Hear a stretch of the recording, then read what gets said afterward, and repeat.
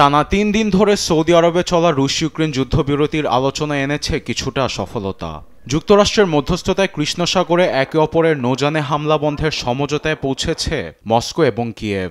মঙ্গলবার white house সহ সংবাদ সম্মেলনে তথ্যটি নিশ্চিত করে ইউক্রেনের প্রেসিডেন্ট ভলোদিমির জেলেনস্কি। কৃষ্ণ সাগরে রুশ হামলা বন্ধ হলে নৌযানগুলো মুক্তভাবে চলাচল করতে পারবে। আলোচনার মাধ্যমে এই ফলাফল অর্জনের জন্য যুক্তরাষ্ট্রকে ধন্যবাদ জানাতে চাই। সম্মেলনে এই সমঝোতা রুশ হামলার কারণে ভেস্তে যাবারও সম্ভাবনা দেখছেন জেলেনস্কি। বলেন, এই সমঝোতা লঙ্ঘনের বিষয়ে চুক্তিতে কিছু উল্লেখ নেই, তবে সেই ইস্যুতে মার্কিন প্রেসিডেন্ট ডোনাল্ড ট্রাম্পের জবাবদিহি করতে হবে বলে জানান তিনি। একই সঙ্গে কৃষ্ণ সাগরের পাশাপাশি অবকাঠামোর ওপর হামলা বন্ধের গুরুত্বারোপ করেন জেলেনস্কি। এদিকে সমঝোতায় সম্মতি জানালেও তা কার্যকরের শর্ত জুড়ে দিয়েছে ক্রেমলিন।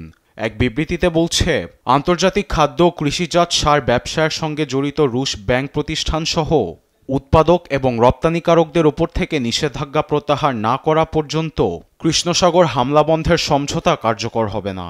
সেই সঙ্গে সংশ্লিষ্ট ব্যাংকগুলিকে আন্তর্জাতিক অনলাইন ভিত্তিক ব্যাংকিং ব্যবস্থা সুইফট পে পেমেন্ট সিস্টেমের সাথে পুনরায় সংযোগ স্থাপনের বিষয়টি উল্লেখ করেছে মস্কো।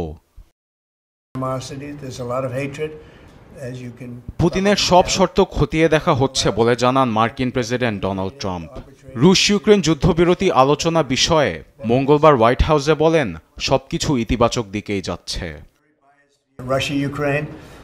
দুপক্ষের সঙ্গে আমরা যোগাযোগ রাখছি। একের পর এক আলোচনায় বসে আমরা বেশ ভালো ফলাফল অর্জন করছি। সবকিছু মিলিয়ে ভালো পথে এগোচ্ছে।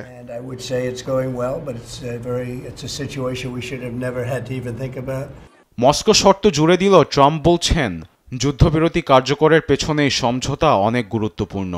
পুতিনের শর্তগুলো ট্রাম্প মেনে নেবে বলে মনে করছেন বিশ্লেষকরা। আরবেদ আফসার, নিউজ ডেস্ক, দেশ টিভি।